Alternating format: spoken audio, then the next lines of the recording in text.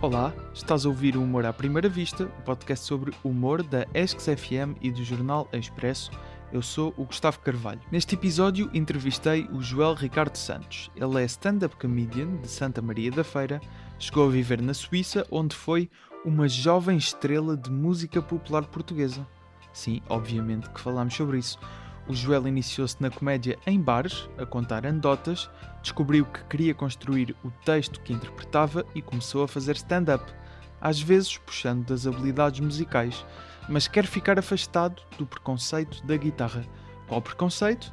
É ouvir. Por ter atuado tanto em bares, o Joel explicou-nos bastante bem como funciona esse circuito, desde os cachês às condições para atuar. Falámos também da importância de se ingrar em Lisboa para ser considerado um comediante nacional. Dissecámos um texto de stand-up do Joel e houve tempo para uma história de atuação à chuva pós-primeiro confinamento. E parece que o Joel uma vez atuou num casamento cujo tema era stand-up comedy. Este episódio foi gravado à distância, via Zoom. Há momentos em que a qualidade do som não é perfeita, peço desculpa por isso. De qualquer forma, vale a pena ouvir esta e outras histórias no episódio 36 do Humor à Primeira Vista. Segue o podcast em @humoraprimeiravista.podcast no Instagram. A entrevista começa já a seguir à bela voz do Tiago Filipe. Humor à Primeira Vista.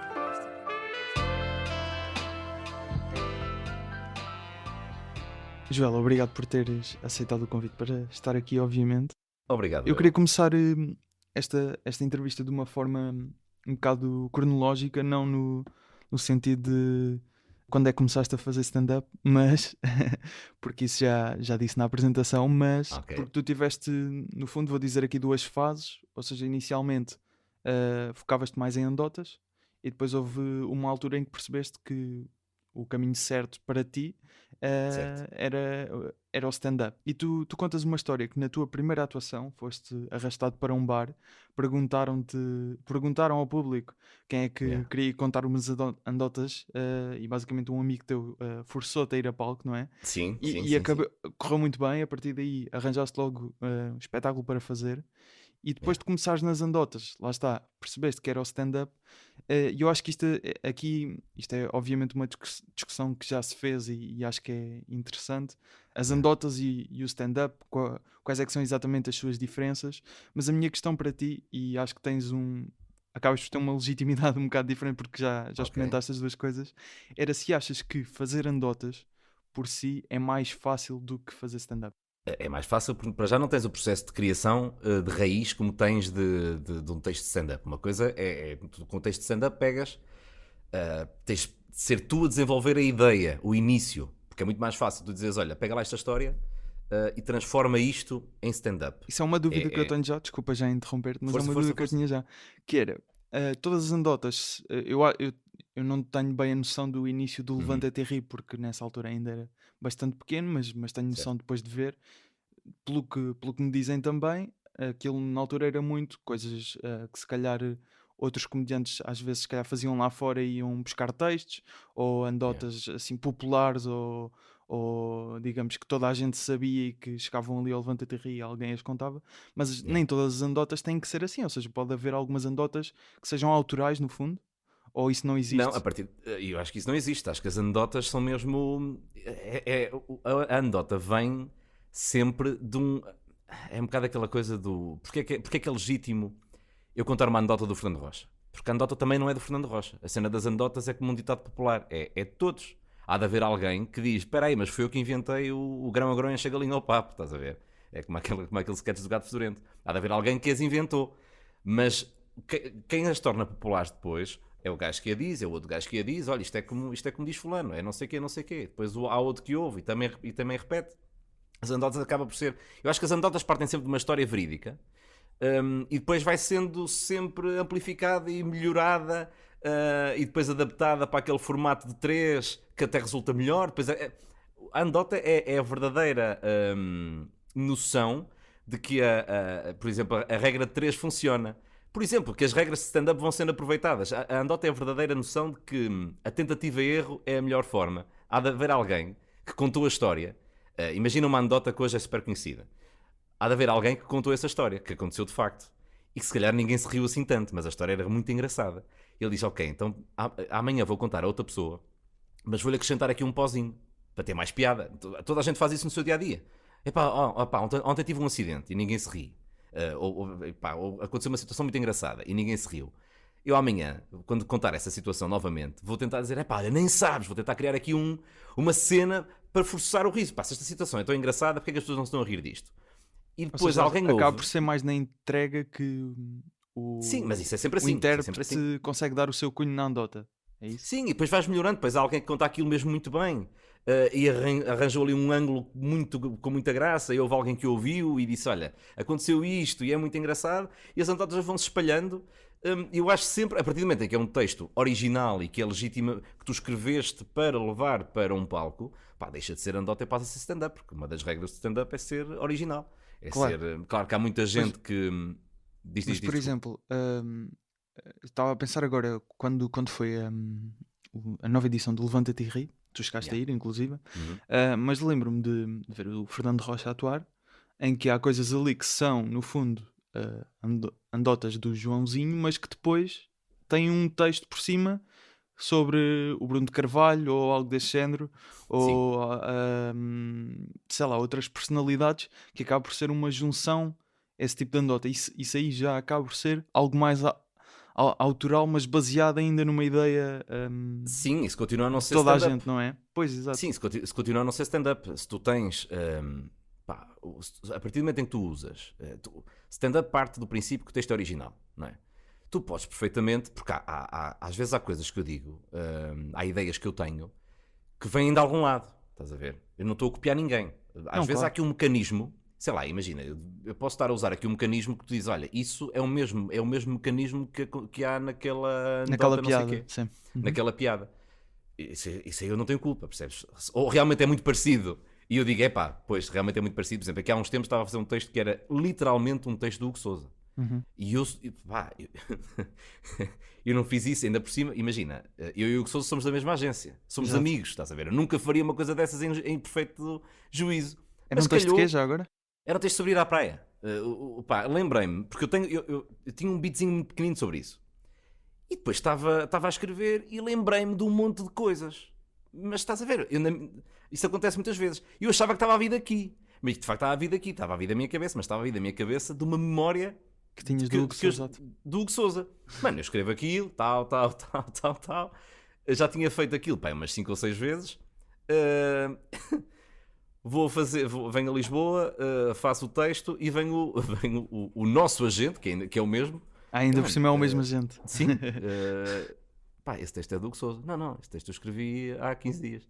Não, esse texto é do Hugo Sousa. Tens de ouvir que esse texto é do Hugo Sousa. Não, este texto é meu. Realmente fui ver o texto do Hugo Sousa e era incrivelmente parecido. Isso acontece. Agora, e estamos aqui a desviar. A cena de tu pegares.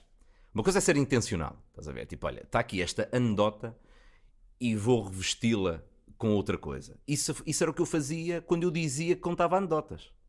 Percebes? Eu dizia que contava anedotas e sempre foi isso que eu fiz. É pegar numa anedota do... Era o Joãozinho, só que em vez de ser era o Joãozinho, era eu quando era puto. Imagina. Estás a ver? Isso não faz disso um texto de stand-up. Não, claro que não. Continua a ser uma anedota vestida de outra maneira. A minha questão aqui não era bem, obviamente, a diferença entre stand-up e anedota, que acho que uma pessoa... consegue perceber mesmo a ver uma atuação. Era, era mesmo a questão de se há obviamente que houve uma evolução na forma que o próprio Fernando Rocha atua e constrói as anedotas que faz, não é? Ele agora já não conta bem anedotas. Pois, exato. Se calhar consegues identificar isso, ali. que no fundo começa a haver algum tipo de, se calhar, meio stand-up ali também. Não, já há stand-up verdadeiro. De Fernando Rocha. Verdadeiramente stand-up, sim. Quando o Rocha entra em palco muitas vezes com o no Levanta-te e não sei o quê, ele tem ali um texto de 10 minutos de stand-up puro, sem qualquer tipo de influência de anedotas.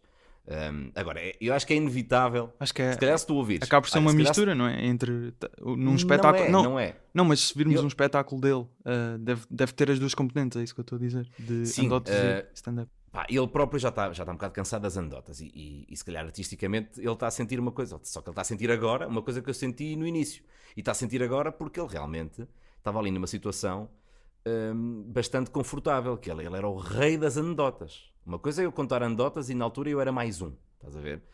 Até porque eu nem sequer, estamos a falar há 10 anos, eu estou exatamente no mês em que faço 10 anos de carreira.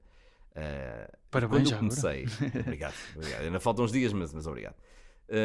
E quando eu começo, eu não sabia sequer a influência, não sabia o que era o mercado de stand-up, estás a ver? Eu simplesmente era um puto que não acompanhava propriamente stand-up nem comédia, via o Levanta-te e Ri, nunca ia ver espetáculos de stand-up, nem de comédia, e sabia anedotas, porque o meu pai sabia, porque o meu avô sabia, estás a ver? E desde puto, que pegava nas anedotas do meu avô e de amigos e não sei o quê, e como eu tinha jeito para as contar, a malta curtia muito estar à minha volta, nos jantares e não sei o quê, e daí até ir para um palco, pegar num microfone e fazer isso em palco, pá, foi um processo mais ou menos natural. E acabas, e é muito difícil para um puto de 24 anos na altura, de repente és o maior, por muito que sejas o maior num meio muito pequeno, se tu não conheceres um meio maior, tu és o maior. És o maior, é o síndrome do maior da tua aldeia. Eu na altura sentia-me super bem porque então estava a começar agora numa cena que eu nem sequer sabia que era uma carreira, e já me estão a pagar,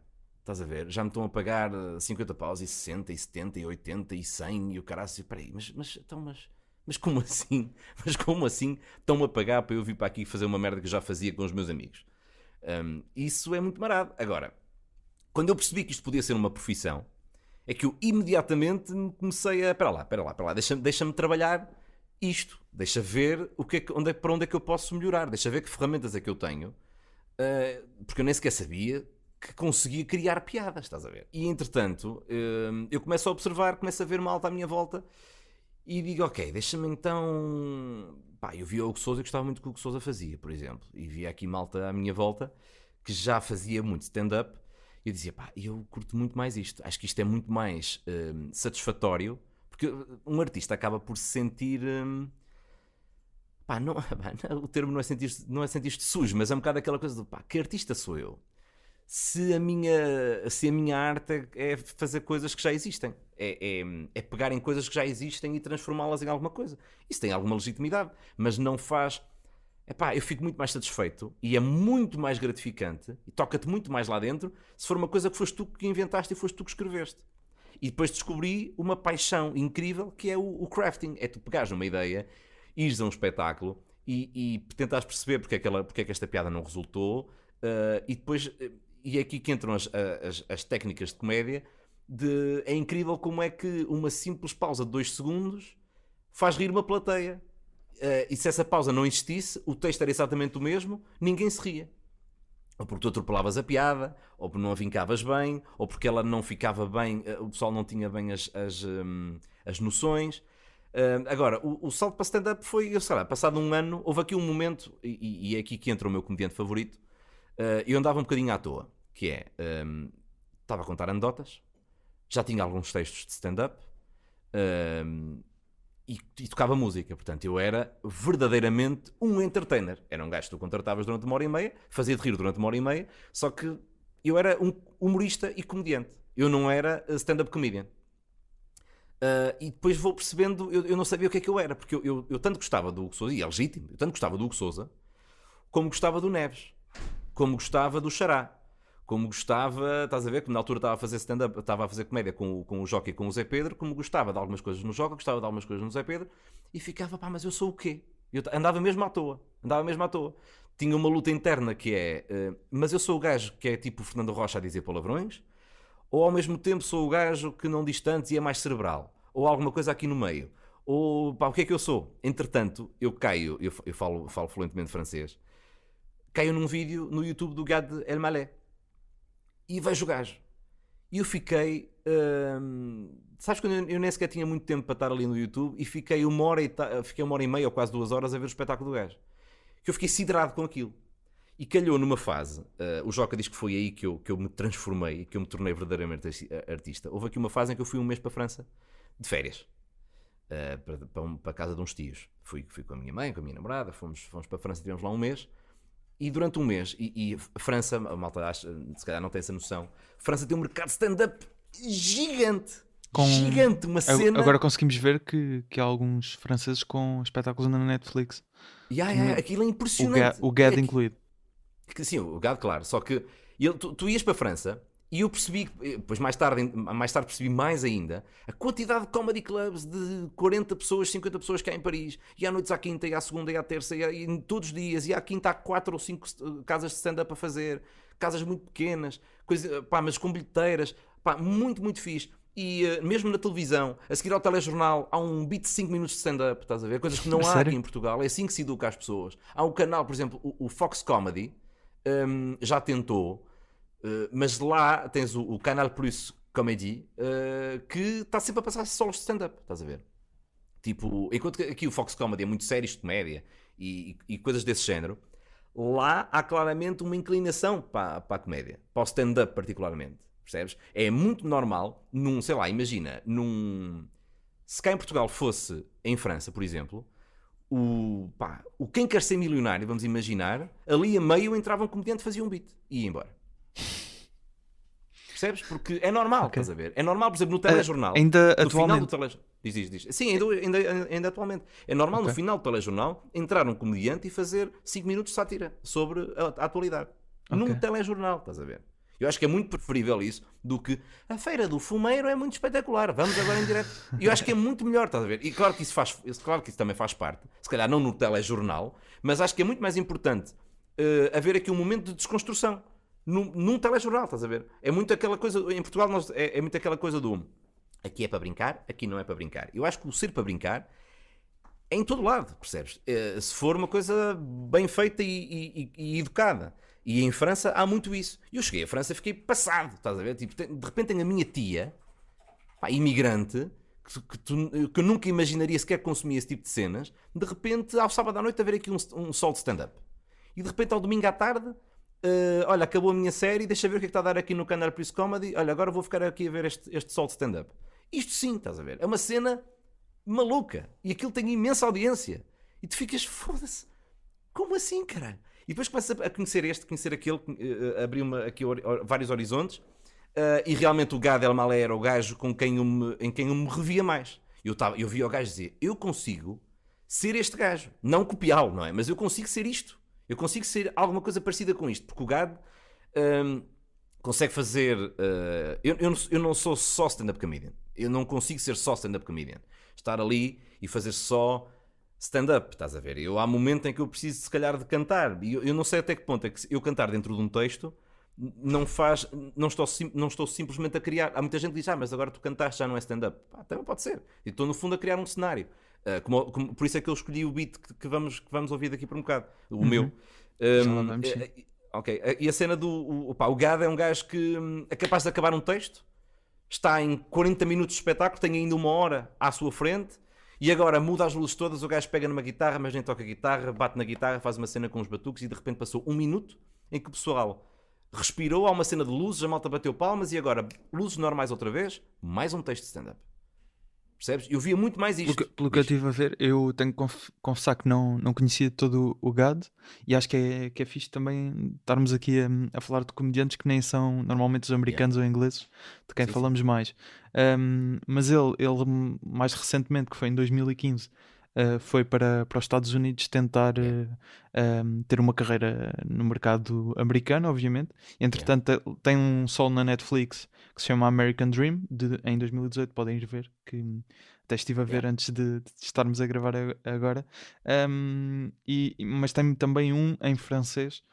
Eu não sou fluente em francês, portanto o material em francês não consigo julgar, mas pelo que vi de tanto aparições em late night como já vamos ouvir daqui a pouco, e vi esta comparação e também concordo, que é curiosa, que foi o comediante de quem falámos no episódio anterior, que era o Seinfeld francês.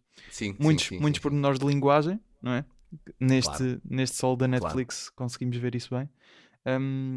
E depois alguns momentos foi um termo que eu aprendi no último episódio, que é o act out, não é? Exemplificar a situação. Eu faço muito isso.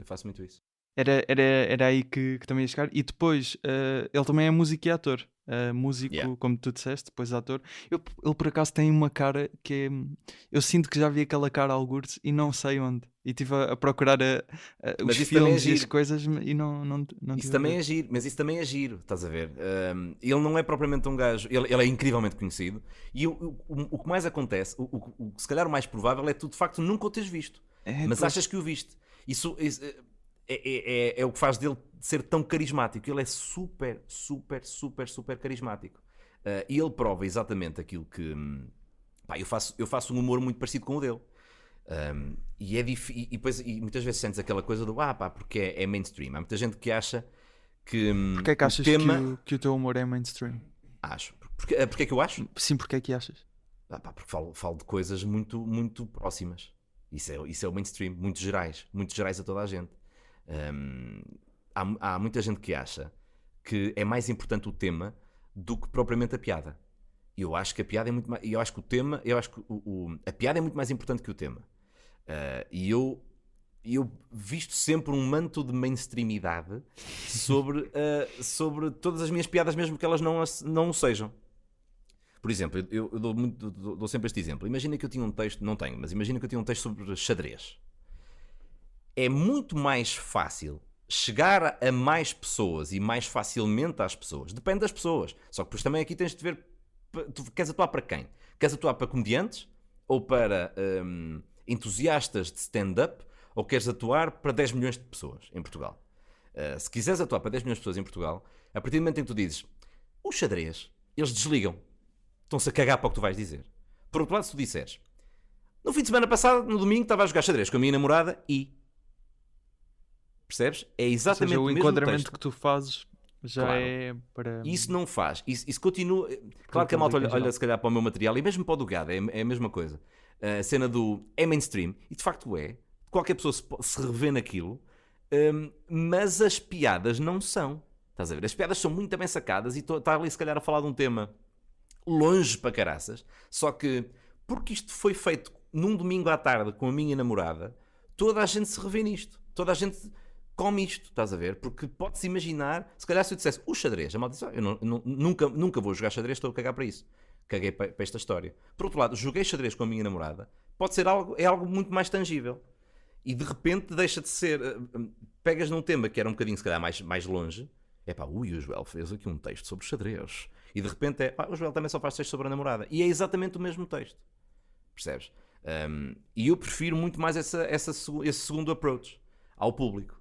De tentar calçar isto. Isso também faz parte do tal crafting, que é fogo. Mas achas que depois, Diz. ou seja, estás a dizer que as pessoas podem ter a percepção que só fazes textos sobre a tua namorada ou sim, tipo, mainstream, sim. Mainstream. Mas eu estava a pensar mesmo nesse tipo de enquadramento, porque isso é uma daquelas questões que existe, por exemplo, textos de homens e mulheres, os homens fazem Certo. isto, as mulheres fazem aquilo. Pode haver um bocado também essa percepção. Acaba por tentares dar sempre esse enquadramento mainstream, acabas por cair nessa questão de estava com a minha namorada, porque queres dar um contexto se calhar family friendly, digamos assim. Claro. Sim, mas eu assumo isso. Mas há mais enquadramentos possíveis para ser mainstream sem ser ligar à namorada, não é? Claro, eu estou-te a dar um exemplo, percebes?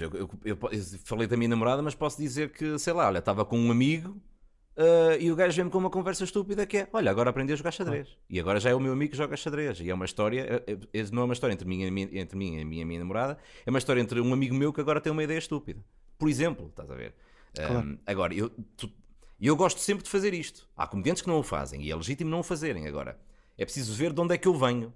Isso não faz de mim pior comediante, mas é preciso ver de onde é que eu venho. Eu venho de um sítio, venho dos bares, venho de um sítio onde eu estou habituado a chegar a um spot e ninguém me conhecer. Ninguém me conhece. E eu agora vou dizer, meus amigos, calem-se todos e escutem. Eu não posso chegar lá e simplesmente dizer, bom, o xadrez, ou bom, este assunto, e a malta está-se a cagar para mim. Agora se eu disser assim, como é que é? E tu, com a tua namorada, olha, a minha namorada, ainda ontem, puxou de um, ela que é estúpida, puxou de um tabuleiro de xadrez e agora quer jogar xadrez. Ganda estúpida, porque não sei o quê. Já alguma vez aconteceu isto aqui a alguém? E no fundo estás só a captar atenção. Claro. Percebes? Para os teres na tua mão, Que é tipo, ui, este gajo está aqui a falar comigo, este gajo está aqui a interagir comigo, deixa-me ouvir. E agora faço o meu texto sobre xadrez à vontade. Percebes agora? Se é assim que as pessoas me ouvem, se as pessoas se riem assim, claro que se calhar se eu viesse de um meio onde as pessoas estavam habituadas a pagar bilhete para me ver, eu fazia o que eu quisesse. Agora não é daí que eu venho, percebes? Mas- Mais à Diz. frente já vamos falar melhor dessa questão dos bares. Antes Yeah. só queria voltar aqui um bocadinho atrás, Força. que dissemos muitas coisas, mas era voltando aqui àquela perspectiva cronológica. Passaste de anedotas para o stand-up, já explicaste porquê. E há ali uma referência que tu fazes que quando tu viveste na Suíça, quando eras mais novo, e não sei se isto é justo dizer desta forma, mas eras um ídolo de música tradicional portuguesa. Júnior, não é? Sim, pá, No fundo, sim. com Sim, o piano, sim. não é? E depois percebeste que uma coisa que se calhar podias enquadrar nos espetáculos que já fazias seria a música, e Yeah. mais tarde afastas-te da guitarra, inclusive no teu último solo usas o piano. Yeah. Porque dizes algo como a guitarra já estava a fazer mal ao teu stand-up, só ao teu espetáculo, no fundo, não é? Você fez a sua pesquisa. Porque é que achas que a guitarra começou a fazer mal ao teu espetáculo? A guitarra não começou a fazer mal ao meu espetáculo, começou a fazer mal ao artista. Tu quer queiras, quer não.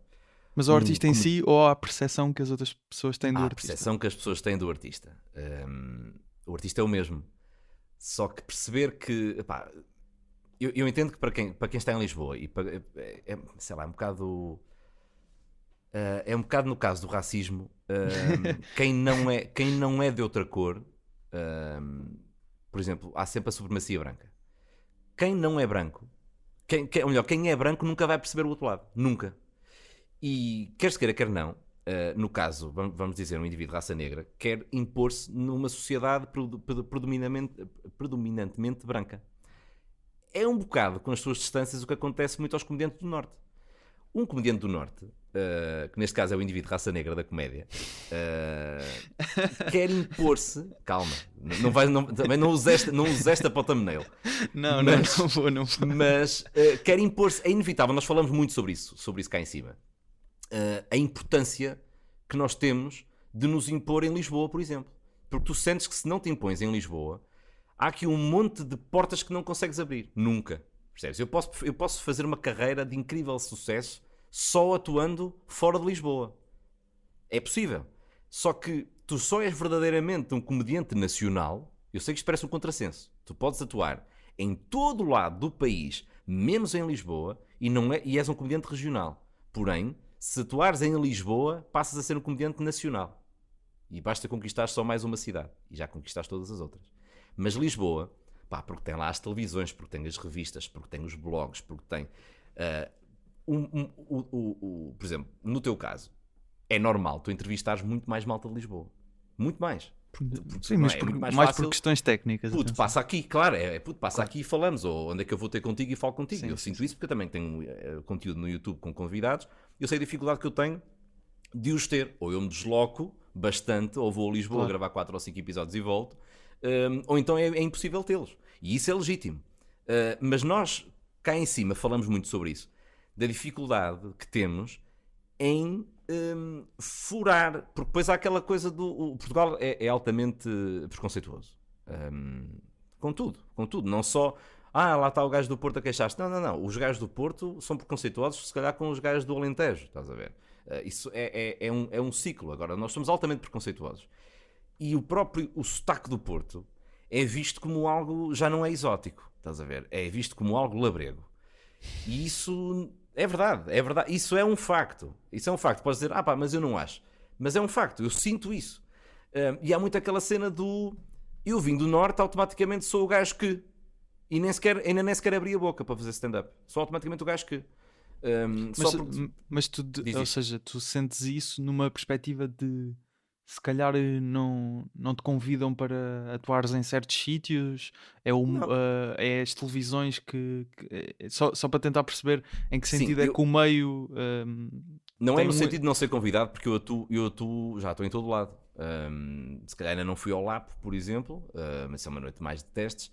Mas sei lá, já fui ao Maxime, já fui, lá está, fui ao Levanta Tirri, fui, sei lá, já atuei no São Jorge, já atuei no Vilaré. Não me falta trabalho em Lisboa. Mas a questão é. Deixa-me só, muito. se calhar coloquei mal a pergunta. Era mais Diz. de, em termos de materiais, no que é que se verifica essa percepção que pode existir de que os comediantes do Norte são assim. Ou Porque seja, estamos muito longe. Estamos muito longe geograficamente. o que é que deixas de fazer dentro da comédia por causa disso? Era mais isso. Estás de fora de certos círculos, percebes? Eu não estou a falar de círculos de influência, não há nada de maçónico aqui, percebes? É só aquela cena de. Estou fora do círculo, estou fora do amigo do amigo do amigo. Estás a ver? Estou a 300 km, Claro. que no fundo é uma distância curta. Eu estou muito perto de Lisboa. Qualquer gajo do Porto está muito perto de Lisboa. Mas, sei lá, quando crias um podcast, quando tens uma cena, quando estás a fazer noites num sítio, tu pensas logo, ora bem, vem este gajo, este gajo, este gajo, porque nem sequer te lembras que há malta que também pode vir, estás a ver? E sentes-te fora destes círculos. Nós estamos cá em cima e de repente sai um cartaz e toda a gente é de Lisboa. Sai do cartaz e toda a gente é de Lisboa. E tu ficas, nós estamos cá, estamos isolados, estás a ver? E é nesse sentido, e depois como nós não aparecemos, como nós sei lá, em 100% só 20% é malta do Porto, como nós aparecemos muito menos, a malta ouve-nos muito menos. Sempre que eu vou a Lisboa há sempre aquela cena do opá, não te conhecia e gostei muito. E eu já cá ando há bué de tempo, estás a ver? Não conhecias porque é raro eu vir cá abaixo e depois inevitavelmente tu ficas pá, ou estás no YouTube ou tens uma presença online muito forte, ou então ninguém te conhece porque estás cá em cima, porque mais facilmente se vai falar, sei lá, vamos dizer, do Maxime do que do Campanha Comedy Club que o Xará está a tentar criar, por exemplo, estás a ver? Vai-se falar sempre muito mais do Lapo, do Maxime, do que de outras casas. Mas, ou seja, atenção que eu percebo e estou a tentar. Isto é uma conversa eterna, atenção. Sim, a e estou a tentar perceber exatamente Ok. esta questão. Se calhar vou agora fazer um bocadinho de advogado do diabo, mas atenção. Não, força, à vontade. É só mesmo para irmos se calhar um bocado mais a fundo do que noutras situações em que se calhar já se discutiu este tema. Que é, por exemplo, vamos supor, estavas a dar o exemplo do Campanha Comedy Club do Xará, Sim. não é? Do Lab. Obviamente, principalmente nesta altura é um bocado difícil de dizer que se calhar, apesar de terem ido até comediantes do Porto chegado a atuar no Lab, pelo menos eu lembro de ver lá o Vitor Sá e o Pedro Vitor Mata Sá, sim. a atuar, não tenho certeza se foram mais, mas pelo menos esses dois tenho a certeza que foram. Yeah. Mas depois, por exemplo, imaginemos, no Campanha Comedy Club, não corrige-me se estiver errado, mas em princípio serão mais também comediantes do Norte a atuar lá, certo? Vou-te corrigir porque estás errado. Ok, então força. Daniel Carapeto, Luís Franco Bastos também foram lá, tens razão. Até gravaste lá o Dia Mau, não foi? Exatamente. Yeah. Exatamente, com os dois. Tens razão. Mas houve mais malta. Ou seja, mas para perceber se isso é assim uma coisa regular, normalmente em comedy clubs ou noites de comédia no Porto, há essa tendência de ter lá mais regularmente comediantes em Lisboa do que sentes que em Lisboa se calhar não há, é muito mais irregular a presença de comediantes do Porto, é isso? Sim, isso acontece. É uma questão de, se tu fores analisar as percentagens, pá, porque para já há em muito mais Percebo. número. Há em muito mais número. E depois diz-me também quem é o gajo do Norte altamente apetecível para tu teres na tua casa. Tu em Lisboa consegues ter, da malta se calhar mais apetecível, tu consegues ter, tens o Vilhena, tens o Teixeira da Mota, tens o Salvador, tens o Franco Bastos, tens o Nogueira, tens um monte de gajos. E se calhar estou aqui a deixar a malta de fora e estou a ser injusto, mas dou bem com quase todos, ou com todos. Mas tens um monte de malta que tu, quando pensas em fazer mesmo, imagina, estou cá em cima, quero abrir um comedy club, e eu penso logo aqui em 10 nomes, e em 10 nomes 6 são de Lisboa. Estás a ver? Portanto é normal isso acontecer. Agora, esta troca é normal. O que eu quero dizer, e não me querendo perder na conversa, o que eu quero dizer é há muito aquela coisa do epá, vocês, quando nós devíamos ser todos um só. Eu noto muito, e disseram-me uma vez que epá, gostei muito, eu pensava que eras lá Foi no com a Maxime, malta não de é? lá de cima. Não sei, foi no Maxime, disseram-me isso. E eu fiquei tipo, foda-se. Não fiquei chateado com essa pessoa, antes pelo contrário, eu dou-me muito bem com ela. Mas foi um abrolhos, é tipo, esta malta pensa mesmo que nós somos todos iguais, estás a ver? Tipo, eu pensava Claro. que eras como este e como este. Tal Eu como fico, nem todos os foda-se. comediantes de Lisboa são iguais, atenção, não é? Sim, mas eu nunca Por disse exemplo, isso, percebes? Sim, Eu não, nem não, sequer não tenho estou essa percepção. nem estou a dizer Mas que disseste. percebes, tu ficas tipo, foda-se. E realmente, comparavam-me bué com malta que usa guitarras e não sei o quê, e dizia, a guitarra está-me a foder. A guitarra está-me a foder. Isto para irmos a esse ponto da guitarra.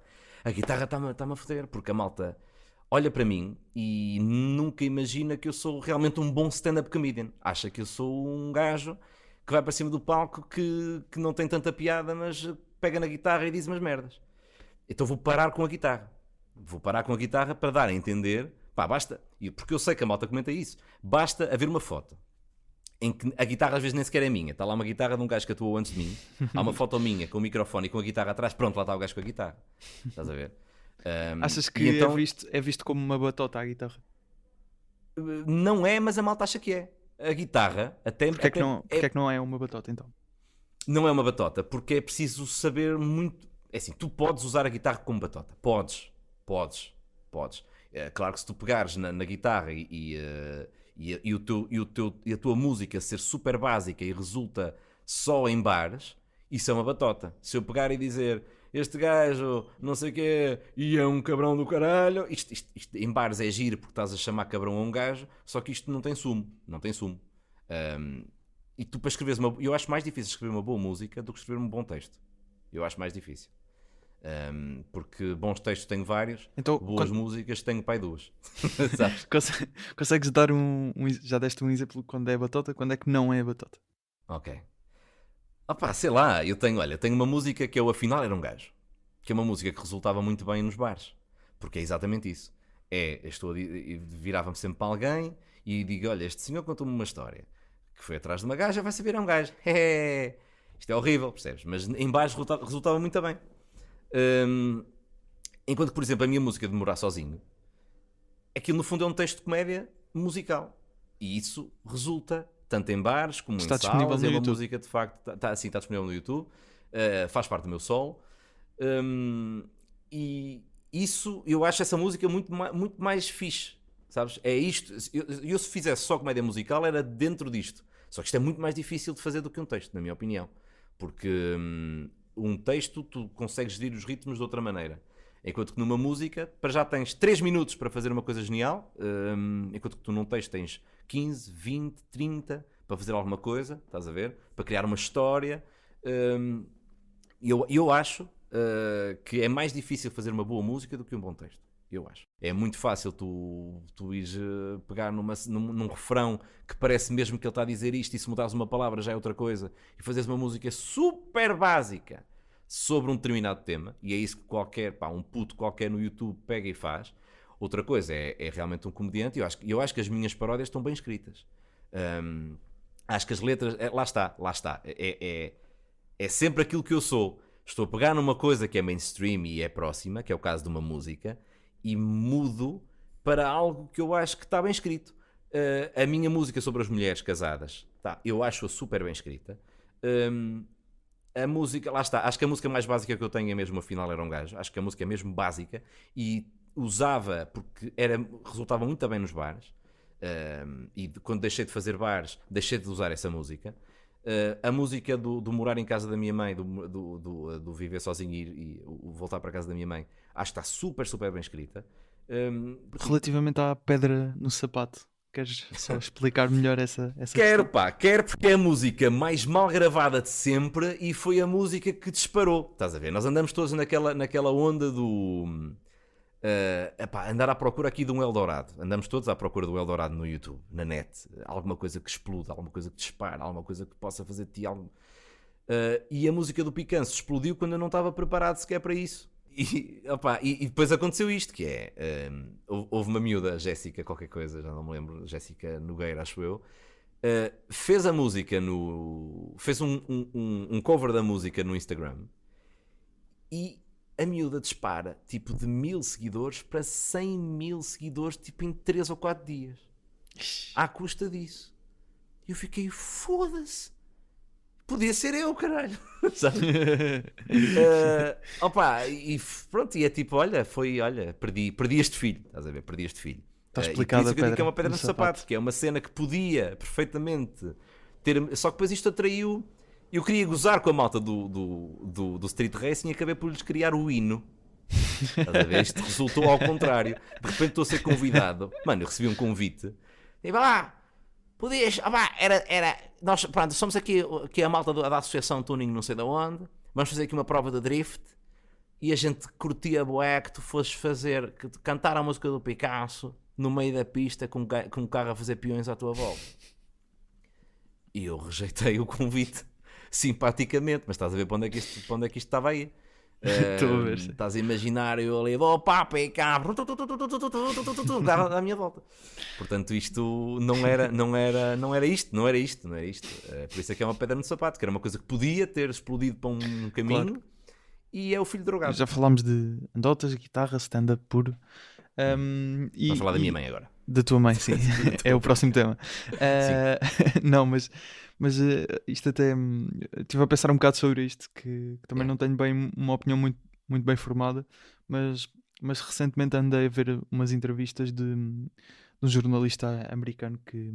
É um jornalista de comédia, não existe esse conceito cá, mas um jornalista que só dedica à comédia. Ele tem um podcast que se chama Good One, já falei várias vezes do podcast aqui, mas entrevista comediantes, e ele, há um momento em que ele diz, em várias entrevistas, que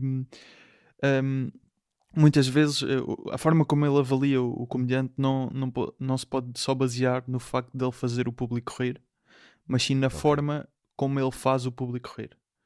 E ele dá um exemplo da Anna Gatsby, sabes quem é? Stand-up comedian, não é?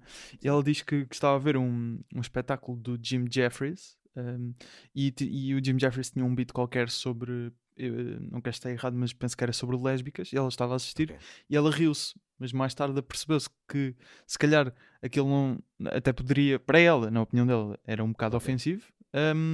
E ela riu-se, acha que se riu mais pelo contexto, porque obviamente estás num espetáculo com público, o riso também é um fenómeno um bocado social, não é?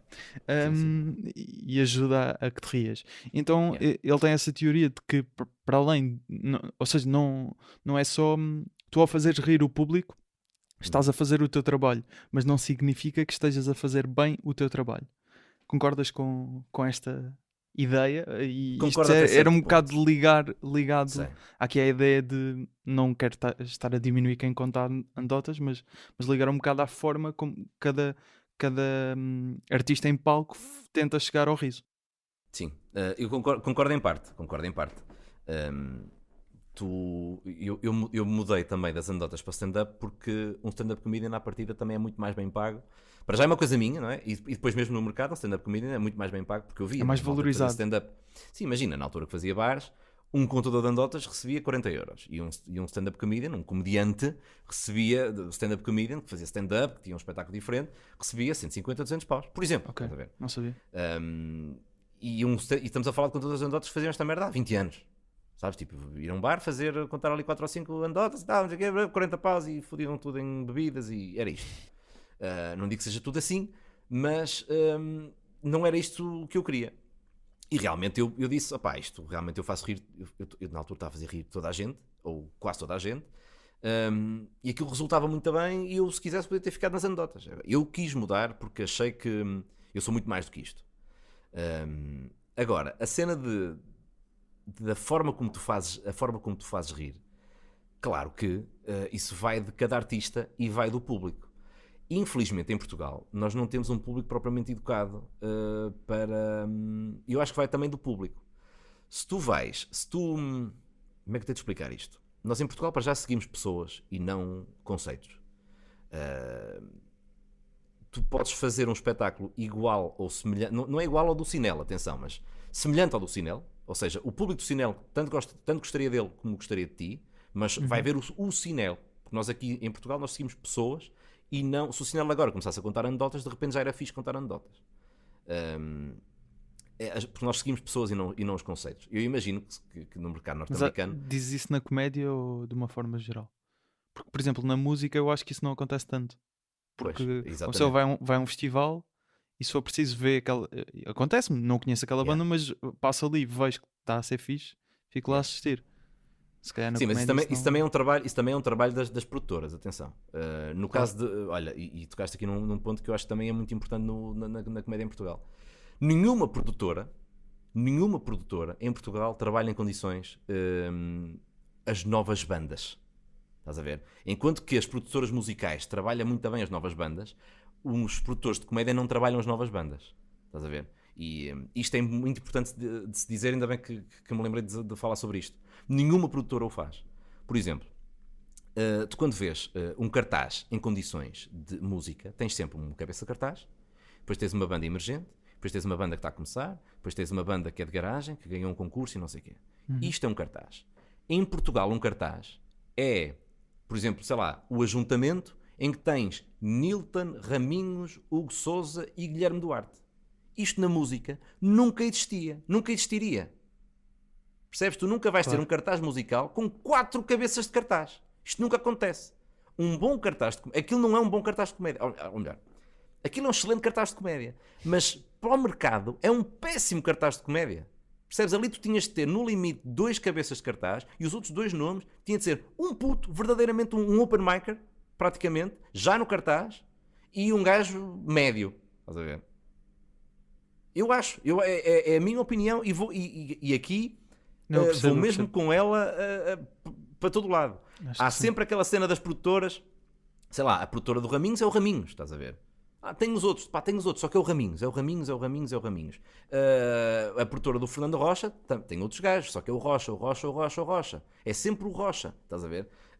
Não há um trabalho de ninguém, não há nenhuma produtora neste momento. Se calhar, imagina, se tu demoras muito a lançar este episódio, se calhar isto já vai estar outdated. Mas neste momento não há nenhuma produtora. De produtoras que estejam para ser lançadas, é? Não, mas de repente imagina que de repente lançam um cartaz super equilibrado e eu digo, pronto, fodi-me.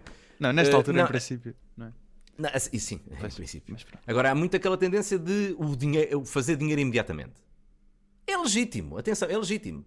Só que para o mercado é mais importante falar sobre isto do que propriamente mas da forma como ele faz rir e acho que é muito mais fácil tu educares o teu público não há só estes 4 nomes, há 10, estás a ver? E tu não vais deixar por exemplo, tu na vez de teres só o Ajuntamento, podias fazer o Ajuntamento com 2 desses nomes e 2 nomes não tão cabeça de cartaz e fazeres um segundo espetáculo com os outros 2 nomes e com mais outros 2 e de repente estavas a dar trabalho não a 4 pessoas, mas a 8 pessoas e estavas a fazer o dobro dos espetáculos, estás a ver? Agora, eu entendo o medo, que há um medo sempre permanente mas se eu tirar daqui, disseram-me isto, se eu tirar daqui um gajo podemos perder dinheiro. Eu acho isso impossível. É como fazeres um espetáculo. Sempre fiz um cartaz com Fernando Rocha e Kim Rosca e Zeca Estacionâncio. O cartaz está mal feito. Porque são dos 2 iguais, caralho. São os 2 iguais para o mesmo público. Metes agora um e metes para o mês que vem outro gajo. E na vez de estar Rocha e Rosca e Estacionâncio, se calhar metes o Rocha e metes outro gajo. Menos conhecido, estás a ver? Porque está lá o Rocha a meter pessoas na sala e tens um gajo menos conhecido que vai ficar mais conhecido por essas pessoas que estão lá na sala. E porque vai aparecer ao lado do Rocha. O Rocha é um exemplo, estás a ver? Podia ser ao lado do Raminhos, do Nilton, do Souza, do Vilhena, de quem for, percebes? Falta muito isto, estás a ver? Falta muito esta cena, o lançar novas pessoas. Percebes? E claro que a malta vai haver gente ligada à comédia, está-me a ouvir a falar e dizer, ele está a falar dele. Não estou a falar só de mim.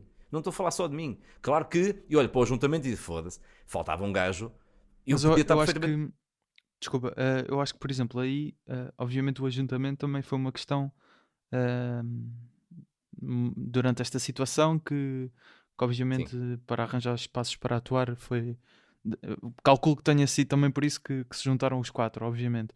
Mas, por exemplo, em noites de comédia, tenho a impressão de, às vezes vejo cartazes assim no Moriana, Uhum. tanto no Porto como também em Lisboa, que normalmente hum, tenta-se sempre a ver se calhar um headliner. Não sei se depois dentro do circuito é muito mais conhecido, mas por exemplo aqui consigo falar do lá porque fui lá algumas vezes em que havia, por exemplo, noites em que era, sei lá, o Diogo Batáguas, o Luís Franco Bastos atuavam na mesma noite, o Guilherme Geirinhas, mas depois tinha se calhar o Vasco Elvas e o Manuel Rosa e o João Pinto, Ok. ou a Luana, que se calhar ainda não estão ali naquele estatuto que os outros estão, mas Sim, se sim. calhar os três na mesma noite, estás a perceber? Ou seja, não sei Mas estás... se essa ideia de juntar, ou seja, numa Mas eu não estou a digressão, falar a essa escala. Eu não acho estou a que, falar a essa escala, pois exato. percebes? Eu não estou a Não sei se falar de numa comedy clubs, porque um digressão comedy club... há essa abertura, mas numa noite de comédia, claro que é, sim. Num comedy club para, sei lá, para 40, 50, 60, 70 pessoas. Pá, claro que normalmente é assim que se faz. E é assim que se deve fazer, porque tu dificilmente tens 4 cabeças de cartaz disponível para ir numa noite, percebes? Aí Claro, faz essa claro. gestão. Agora, onde eu me queixo é, pá, festival de comédia não sei onde. 4 gajos ultra conhecidos. Isto nunca acontece na música. Nunca acontece na música. Nunca, nunca, nunca. E faz parte... Opá, e aqui é trabalho. Porque o público é muito pouco exigente. O público vai sempre comer aquilo que tu lhe dás. E em Portugal, principalmente, nós temos uma massa crítica muito, muito fraca. Se não são as agências que tentam forçar mas mete este gajo, mas este gajo também vai, mas não podemos fazer um cartaz assim, estás a ver? Isto nunca vai mudar, percebes? Se é sempre a malta que...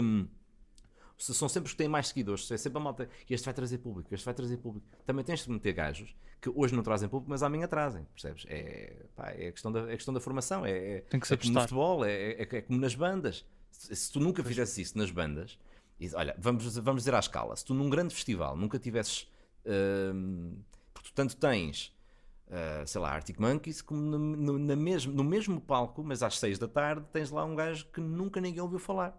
E se calhar esse gajo, olha, adorei o gajo, deixa-me comprar o CD do gajo, deixa-me seguir o gajo, deixa-me...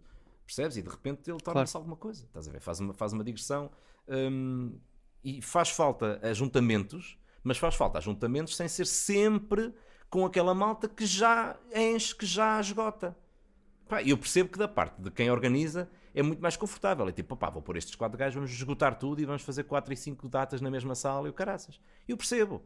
Agora, isso não faz bem à comédia. Nunca vai fazer bem à Vamos comédia. voltar ao Ged. Não, Bora. não vou arriscar dizer o segundo nome, vou-lhe só chamar Ged. Gad El Malé. El Malé. Exatamente. E neste caso tu escolheste já aqui falamos dele, obviamente. Yeah. Escolheste um beat dele a atuar num late night, Uhum. no Late Show com o Stephen Colbert. E vamos ouvir primeiro o beat e depois explicas-nos porque é que escolheste este beat, Ok. que no fundo tens inveja, digamos assim, porque é que tens inveja deste. Jumped in a cab the other day here in New York City and I said to the driver, please take me to JFK Airport. Can you believe this guy had no idea what I was talking about? I said, sir, how many places do you know in New York City that has an F and K and an airport in their name? I mean, I didn't come up with TTB or QPN, whatever. And even if I did, come on, meet me halfway, you know? If I was a cab driver and you asked me to take you to KFC Airport, I'll take you to JFK Airport. And not only because I know they've got a KFC at JFK. Tu estás a ver esse beat e com as devidas distâncias, podias estar a ver um beat meu. Que a receita é um bocado a mesma. Nós daqui estamos... Ele tem beats melhores e muito mais bem escritos em francês, mas eu não quis estar a trazê-los para aqui. Mas o Gad tem muito isto, que é exatamente aquilo que eu estava a falar. Ele consegue falar de... Tal e tudo. Ele para já não falha uma piada, não falha uma entrega. E ele consegue, com piadas que nem são assim tão geniais, fazer rir a plateia pelo acting. Só. Pela forma como ele para, olha para as pessoas, arregala os olhos E a malta ri-se. Ele está a dar tempo. Isto também é entrega. Ele está a dar tempo para a malta perceber a piada. E ele diz uma coisa parva e faz uma cara tipo, como assim? Estás a ver? Tipo... Porque se calhar, se ele não fizesse a cara do como assim, as pessoas não achavam que isso era assim tão parvo. E todo aquele acting dele, toda aquela forma super simpática. Eu gosto muito do Gad, porque na altura que eu comecei a seguir o Gad, toda a gente estava aí para o humor negro. Toda a gente estava aí para o humor negro. Toda a gente estava naquela cena. Eu sempre vi muito stand-up. Sempre que alguém de Lisboa vinha cá ao norte ia ver, sempre que eu não tinha espetáculo ia ver alguém, procurava alguém que estava a atuar e ia ver, sempre que eu ia a Lisboa, a minha namorada na altura morava em Lisboa, eu passava muito tempo em Lisboa, então sempre que eu estava em Lisboa ia ver toda a gente, ia ao Rocket, ia aqui, ia ali, ia ao Cinema City de Alvalade, ia ao Vilaré, ia a todo lado, tentar ver toda a gente, tentar conhecer toda a gente. E o que é que tu vias dos novos que estavam a surgir? Eram tudo cinéis de cortes. Na altura o sinal de corte estava a começar a bater muito. Hoje é que ele bate para caraças, mas na altura estava no Rise, toda a gente queria ser o Cinel e tu vias um puto, está aqui um gajo novo, vai fazer 5 minutos. Ok, faço comédia há um dia, o meu cão não tem pelo, tem cancro. Era só disto. Não sei o quê, porque o caroço, o cancro, e tu dizes, foda-se, meu. Outro gajo a ir por este caminho, mais um a ir por aqui. Pá, tu nunca vais ter em Portugal, um país tão pequeno, 50 gajos a fazer humor negro. E aquilo cansava-me, estás a ver? Cansava-me. E eu não conseguia ser esse gajo. Eu gosto muito do humor negro. Eu amo o humor negro. Eu não sou esse gajo. Não é para mim, em termos artísticos, fazer humor negro. Eu procurava uma referência que não encontrava, como o Gad, que é um gajo super simpático. É altamente empático. Eu acho que sou isso também em palco. O Gad é capaz de estar a dizer uma coisa desagradável, só que funciona porque ele é super sorridente e para e olha para a fila da frente e diz uma cena e é capaz de dizer uma coisa parva e aquilo é tudo act, mas ele é capaz de estar a rir-se no meio de um texto, como se estivesse a rir-se. Não consigo conter isto. Isto dá-lhe simpatia, dá-lhe e era isto que eu procurava em alguém, estás a ver? E o beat em inglês, e o porquê ter sido... Este foi dos primeiros beats que ele fez quando começou a ir para a televisão norte-americana. O Gad tem um percurso fenomenal no sentido em que ele está em França, esgota estádios, e a malta não tem noção disto, esgota estádios, aquilo que o Bruno Nogueira conseguiu fazer, que é incrível no Altice Arena. O Gad fazia isto regularmente em França, estás a ver? Vai para uma terra qualquer, vai para uma cidade qualquer, é este o pavilhão, são 10 mil pessoas, é aqui que ele atua. E era claramente o comediante francês mais conhecido? Mais conhecido, sim. Okay. E eu começo a ver o gajo, e o gajo é tão simpático, e eu disse, é isto, eu quero ser este gajo. E então ele esgota tudo em França. Tu podias ficar a pensar, olha, este gajo tem o que quer, vai fazer mais 30 solos ou 20 solos ou 10 solos, ou vai fazer mais um solo e depois vai andar só a fazer best-ofs até o final da carreira, vai fazer só umas pequenas participações até o final. Não, ele conseguiu fazer uma coisa que é isso que eu digo, que é, juntou só o Kev Adams, que é um puto na altura tinha 18 anos ou caraças, ou seja, estamos a falar de um gajo de 40 que pega num puto de 18 e não é o puto de 18 a abrir para ele, fazem um espetáculo juntos. Okay. E lançou o gajo. Hoje o Kev Adams é tão conhecido como o Gad era aqui há uns anos atrás. Ou seja, ele tem essa componente que eu falei há bocado do lançar alguém, fez essa parte, criou em França o Saturday Night Live em Paris, conseguiu levar para lá essa franchise e fazer isto lá. Portanto é um gajo que tu olhas e és capaz de dizer, é humor mainstream. Se fosse em Portugal ele era já castrado por fazer só humor mainstream. Em França, pelo contrário, ele é super respeitado pelo seu trabalho, pela entrega que tem, pelo número de espetáculos que faz, pela qualidade do espetáculo que faz, porque é preciso... Eu vi uma cena na altura quando o Seinfeld lançou o último solo, li uma crítica, já não me lembro em que revista ou em que jornal, acho que era uma revista, já não me lembro qual, que dizia, apesar das piadas e dos tipo... Foi giro, já não me lembro, eu não quero estar a ser injusto porque eu não me lembro da quote. Sim, que era tipo... eu penso que na altura... Apesar das piadas serem boas, os temas e tal. Eu senti-me altamente violado com esse review. Porque, apesar das piadas serem boas, as piadas serem boas é que é o cerne desta merda, estás a ver? As piadas serem boas é que é o fundamental da questão. Claro. O tu dizeres, apesar das piadas serem boas, é pá, os temas e tal, caga para isso, meu. O mais importante é a piada ser boa. Lá está, é não roubar nada a ninguém, porque não é, a piada pode ser boa, mas se eu roubar a alguém, isso não é nada. Mas se a piada for boa, é falar de homens e mulheres, caga para isso, analisa a piada. Se há malta que percebe de comédia, ou diz que percebe de comédia, tem de ter o engenho de conseguir levantar aquele primeiro véu e perceber o que é que está por baixo. Percebes? E o Gad Elmaleh é muito isso. Em Portugal, o Gad Elmaleh seria crucificado por fazer um humor só puramente mainstream. Mas achas em França, que o gajo rebentou aquela merda. Diz. Achas que é essa questão Somos demasiado de... hipsters, pá. Somos demasiado hipsters. Mas, por exemplo, Ricardo Araújo Pereira, Bruno Nogueira, eu acho que entravam no humor mainstream, porque é que, obviamente, que eles depois, dependendo do trabalho que fazem, conseguem ser disruptivos com algumas piadas ou alguns temas. Não os vejo propriamente, se calhar, como dando o exemplo que já deste, de Olha, homens e o mulheres, Bruno- não é? Mas acho que entravam num... Ou seja, a partir do público deles também é os 10 milhões. Não vejo Nós porque não. adoramos destruir as pessoas. Se o Bruno Nogueira é o rei Bruno Nogueira, porque houve uma altura em que ele teve que parar de fazer stand-up para se dedicar a este projeto, àquele projeto, outro projeto, e passado 10 anos ou 15 volta a fazer stand-up. Se o Bruno Nogueira, posso estar enganado, se o Bruno Nogueira, fazendo um humor mainstream, já fosse no 7º solo, já o pessoal já andava a dizer que o gajo era uma merda. Achas que sim? Cansa. Sim, porque aquela cena da pá, é sempre não sei o que, é sempre o tema. Ok. Nós em Portugal adoramos ser hipsters. A gente adora o Bruno Nogueira e venera o Bruno Nogueira porque o gajo sai do buraco. Sai do buraco e esconde-se no buraco. Sai do buraco e esconde-se no... A gente adora isto. Agora, se fores um gajo regular, o Sousa já é quase já é quase uma frase comum da comédia, que é o meu stand-up comediante favorito é o Hugo Sousa. Muita gente diz isto. E com legitimidade. E o Sousa todos os anos está a fazer um solo. Quando o Sousa chegar ao 7º, 8º, 9º solo, a malta vai começar a deixar de gostar dele, porque é sempre mainstream, apesar das piadas serem todas muito boas. Nós adoramos... A malta que segue muito comédia é demasiado hipster.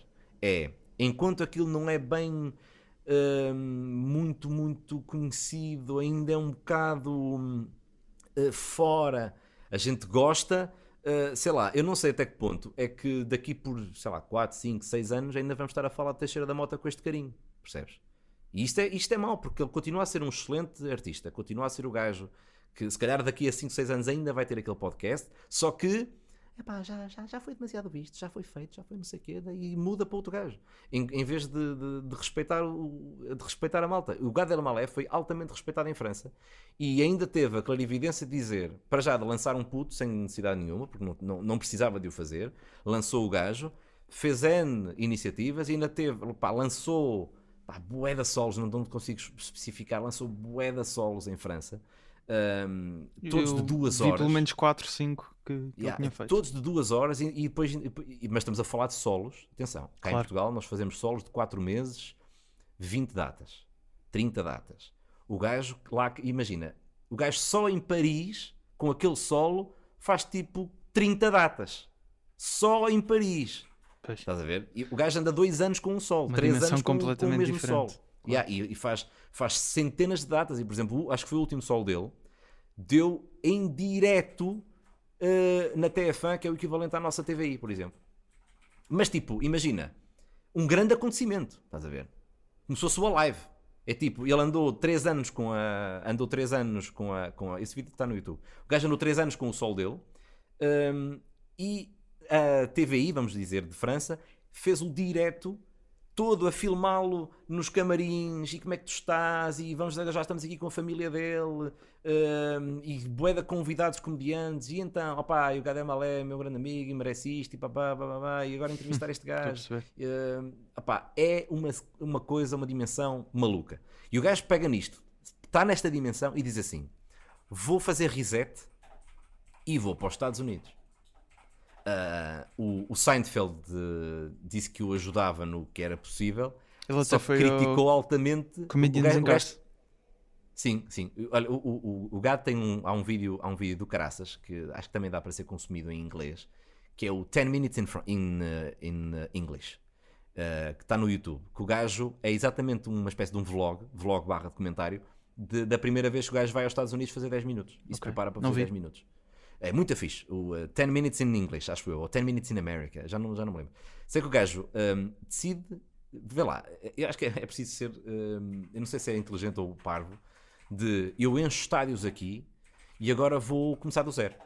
Porque ele dizia que já estava a perder o thrill, ele já era tão conhecido que, sei lá, imagina, o Fernando Rocha, um Vilhena, para não estar sempre a falar do Rocha, um Vilhena é capaz de entrar em palco, não diz nada e o pessoal já está com um sorriso na cara, já está tipo... À espera, não é? Tipo, E diz qualquer merda e a malta ri-se, ele nem sequer precisa ser uma piada. E o Gado já estava nessa fase e dizia, pá, essa merda estava-me a cansar porque eu já não tinha pressão. Eu já não tinha a pressão de, será que esta piada resulta? Claro que resulta. Se o Gado é malé, vou dizer ele, a malta ri-se. Ele estava a precisar de voltar e de ir para um sítio onde ninguém o conhecesse, para começar a dizer piadas, para comedy clubs em Nova York, para 20 pessoas. O gajo estava a fazer um comedy club em Nova York, era residente, para 20 pessoas, 30 pessoas, 20 pessoas, 30 pessoas, 15, 10. Hoje não se faz porque não veio ninguém. Estás a ver? Estamos a falar de um gajo que metia 10 mil pessoas Certo. em França, estás a ver? Claro. E este thrill, que é lindíssimo, que é também das coisas que te dão o vício de stand-up e da comédia, é este thrill de, será que esta piada resulta? E não resultou. O que é que eu vou fazer para fazer resultar? Isto é incrível. E o gajo manda-se para os Estados Unidos e o Seinfeld na altura disse-lhe, pá, se vieres eu ajudo-te, mas, pá, eu se fizesse carros não ia para a Alemanha fazer carros. Estás a ver? Porque vou-me meter no meio da BMW, da Mercedes e da Audi e não sei o quê. Pá, tu se tiveres uma empresa de massa, não vais para a Itália, porque tu lá és atrocidade, estás a ver? Tu fazes stand-up, não vais para os Estados Unidos, que os gajos matam-te lá, estás a ver? E o gajo vai do zero para os Estados Unidos, vai para um comedy club, está bem que ele tem uma segurança financeira, tipo, ele quando precisava de dinheiro vinha à França, fazia 4 ou 5 espetáculos, ganhava 200 mil euros e voltava, estás a ver? Assim é fácil, ou é mais fácil, mas o gajo chegava lá a comedy clubs pequeninos, e depois, claro, depois tinhas um Seinfeld que dizia, olha, agora vais aqui ao Late Night com o Colbert, ou agora vais aqui vais ao Sim, ao é Conan começar O'Brien. do zero, mas obviamente com uma ajuda, não é? Sim, é começar do zero em esteroides, não é? Isso é... Só Exato. que ainda assim estamos a falar de um gajo que esgotava pavilhões para ir fazer comedy clubs de ninguém. Sim. Fez o espetáculo na altura chamado Oh My God, e o gajo fazia pequenos comedy clubs. O gajo tinha tipo 40 ou 50 datas em Nova York. Tinha dois professores, tinha uma prof de Ele fala inglês disso até normal. no espetáculo que está na Netflix. E o gajo tinha um prof que ia só com ele para lhe dizer, olha, tu aqui dizes potato, mas aliás, tu aqui dizes potato e é potato que se diz. E então o gajo fez um trabalho, ele hoje fala muito melhor inglês que o que falava quando chegou, e eu acho isso, eu já era enorme fã do gajo quando o descobri ainda em França, e pá, dou um imenso valor. Claro que eu gosto muito de outros comediantes, só que para não estar aqui a dizer é o Bill Burr, para não estar aqui a falar do que Não, toda a sim, gente fala, é fixe darmos a gosto de conhecer falar de um também. nome. Claro. Foi ele verdadeiramente que eu vi o gajo e disse, é isto que eu quero. Exato. Estás a ver? E Este aliás, tipo quando eu de te perguntei, foi logo a primeira hipótese, nem me deste chance. Foi... Não, pá, porque, pá, claro, eu adoro Bill Burr, adoro outros gajos, eu vejo, perco-me a ver solos na Netflix, mas o Bill Burr, o Gad Elmaleh é realmente o gajo que eu digo, foda-se, é isto. Isto resulta em qualquer lado, percebes? E seguindo aquela receita, eu também passei a resultar em qualquer lado, percebes? Enquanto que eu na altura que fazia comédia, músicas e não sei o quê, se eu caísse num bar onde a malta gostasse disso, eu era o maior, mas também já aconteceu ir a bares na altura quando eu comecei, que a malta não curtia muito anedotas, eu espalhava-me ao comprido. Sobre. Aproveito aqui já que voltas a falar dos bares. Tu obviamente desde o início sempre atuaste muito num circuito de bares. Eu obviamente não tenho bem essa percepção. Primeiro porque os bares em que penso que atuaste mais foi mais obviamente para o norte do país, mas também Sim, mais ou menos. já foi numa altura em que se calhar eu também por outras razões não acompanhava tanto o stand-up, mas 2018 e 2019 fizeste uma tour, estava lá e vi que no fundo reunia material que tinhas andado a fazer durante vários anos, não é? 7 anos, algo assim. Sim. 7 anos, estou certo. E mencionas várias vezes que com os teus amigos e comediantes que já referiste aqui, o Joca e o Zé Pedro, agora estava a dizer Zoca e Jé Pedro. E já é Pedro. Vocês formaram a Vertigem, Yeah. que no fundo eram, pelo que eu percebi, responsáveis por alguns bares em que existia comédia, não é? Acabavam Sim. por meio que encaminhar comediantes para irem lá atuar, vocês próprios rodarem. Falaste até em que chegaram a ter 40 bares, não sei como é que está esta situação agora epá, não tenho muito melhor pergunta de como é que funciona este mesmo circuito, porque não sei mesmo como é que funciona. Opa, nós, lá está, há 10 anos, quando eu começo a fazer comédia, foi eu a primeira vez que vou a palco, estava lá o Joca e o Zé Pedro e conhecemos-nos aí, começamos a trabalhar juntos. Naquela primeira atuação. Daquela famosa primeira atuação. Depois daí para a frente, quando eu começo a fazer espetáculos, começa a correr bem.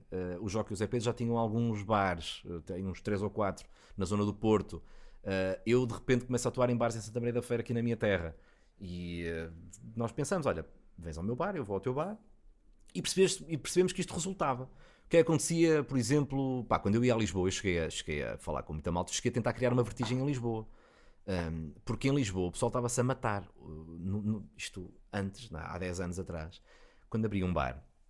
Imagina que eu abria um bar em Lisboa. Era sempre eu e alguém. Eu e alguém. Eu e alguém. Eu sozinho. Eu e alguém. Eu sozinho. Eu e alguém. E a pessoa depois fartava-se de mim e o bar acabava. Claro. E eu via isto acontecer sempre. E eu dizia, foda-se. Nós na Vertigem nós conseguimos manter um bar aberto a funcionar regularmente Com 2 vários anos. comediantes. Sim, 2 anos, estás a ver? O normal era isto durar pelo menos 1 ano. Enquanto que em Lisboa abria um bar todas as semanas, sempre o mesmo gajo. Na primeira noite corria bem, depois ia perdendo público, perdendo. Olha, acabava o bar. Porque eu tinha este, tu tinhas aquele, o outro tinha o outro. E a malta espalhava-se. Os bares fechavam, tipo abriam e fechavam. Nunca tinham ninguém. E tu ficavas, foda-se. Vocês não sabem trabalhar, caralho. Mas também nós fizemos isto um bocadinho sozinhos, cá em cima. Nós sentávamos, tivemos a sorte o Joca, na altura, percebia muito mais disto do que nós, fazia já comédia há 2 anos, fartava-se de abrir bares e fechar bares, e nós quando rodamos, experimentamos rodar e funcionou. Já o Joca andava a fazer tipo, agora vou eu, agora vem o Zé Pedro, agora vem o Pedro Neves, e resultava. Quando eu entro neste circuito, eu começo também a rodar nesses bares. E decidimos, na vez de ser, e depois eu tinha uns, o Joca tinha outros, o Zé Pedro tinha outros, então decidimos criar vamos unificar aqui, vamos criar aqui um nome. Normalmente, Desculpa. normalmente quais é que são as condições nestes tipos de bar? Já falaste que muitas vezes tem que levar o próprio material, nem que seja por segurança, Yeah. porque às vezes Sim. pode não haver um cabo que chega à outra ponta do bar ou um microfone que Sim, funcione sim. como deve ser. Só para percebermos mais ou menos que tipo de condições é que estes bares têm que vocês atuavam. Tinham pessoas. No início, a nossa única exigência era ter pessoas. E nem sequer era da nossa responsabilidade, porque nós sempre trabalhamos a cachê. Também outra coisa que o pessoal na altura de Lisboa se espalhava um bocado era nunca dar ao dono do bar a responsabilidade nenhuma sobre o espetáculo. Estás a ver? Era tipo, bom, isto é 5 euros à porta, ficas com o dinheiro e não me fodam muito a cabeça. Façam lá a vossa merda aí no vosso canto. Enquanto que nos bares que a gente trabalhava cá, nós exigíamos que houvesse o pagamento de um cachê. Estás a ver? E que não fosse um cachê que o dono do bar sacasse do bolso de trás e te desse. E o que é que era, não sei se estás confortável para responder, mas o que é que claro que consideras um cachê justo assim numa... Na altura, sim. 150 paus num bar era bom. Para cada? Porque nós, claro que sim, por noite, sozinhos, porque nós fazíamos também espetáculos a sol. Okay. Ou quase todos eram a sol. E isso dá-te uma estaleca do caraças. E o que é que o bar ficava Fazia. com, portanto, consumíveis, não é? Depende. Havia bares que simplesmente diziam assim, olha, eu faturo não sei quantos por mês, eu posso perfeitamente a fundo perdido pagar aqui 150 paus e oferecer aos meus clientes esta noite de comédia. Como havia bares que dizia, vou cobrar 1 euro à entrada e se eu tiver 80 pessoas já paga metade do cachê. Ou havia bares que dizia, vou cobrar 5 euros à entrada, vou fazer 10 mil euros e vou-vos pagar 150. É um exemplo. Atenção, estou aqui a mandar para valores estúpidos. Ok, isto depois era uma questão que dependia de cada bar. Cada bar é que faz a sua gestão, porque eu sei que havia bares que ganhavam 300 e pagavam 150, mas havia bares que ganhavam 50 e pagavam 150. E depois nós íamos sempre atualizando de uma forma... nós não podíamos chegar a um bar que levava 400 pessoas e pedir 150 euros, por exemplo, ou 100, claro. Sabes? Ou vamos negociar. Não vamos, é impossível. Nós temos que atribuir aqui um cachê que seja um risco também para a pessoa que está a organizar, neste caso para o bar que está a organizar. Porque se é uma noite que, se correr mal, caguei, paguei aqui em 100 paus e dou, porque eu 100 paus faturo em meia hora, isso não é bom também, porque o gajo vai-se cagar para ti.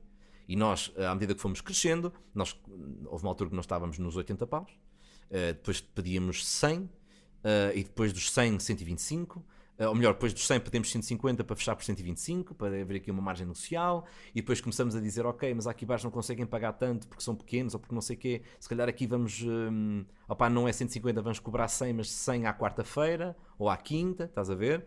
À quinta já era uma noite meio especial, mas tipo ao domingo ou à quarta já era tipo 100 paus.